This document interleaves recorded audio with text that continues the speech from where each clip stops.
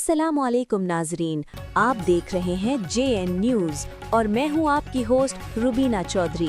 सबसे पहले नजर डालते हैं आज की अहम खबरों पर।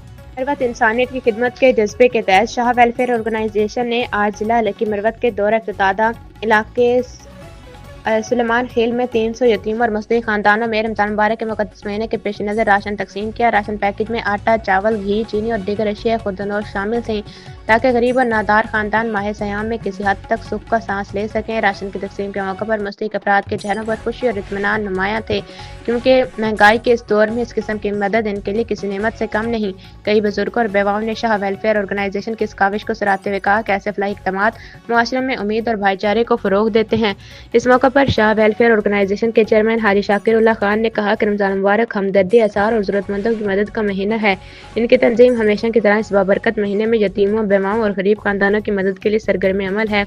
उन्होंने कहा कि हमारा मकसद सिर्फ राशन तकसीम करना नहीं, बल्कि मुआशरे के कमज़ोर तबकात के दुख दर्द को बांटना और इनके चेहरों पर खुशी लाना है। उन्होंने मुखय्यर हज़रात से भी अपील की कि वो आगे बढ़कर मुस्तहिक अफराद की मदद करें ताकि कोई भी गरीब खानदान रमजान मुबारक में भूखा ना रहे। शाह वेलफेयर ऑर्गेनाइजेशन की जानिब से आइंदा दिनों में भी ज़िले के मुख्तलिफ इलाकों में इसी तरह की इमदादी सरगर्मियाँ जारी रखने का ऐलान किया गया है।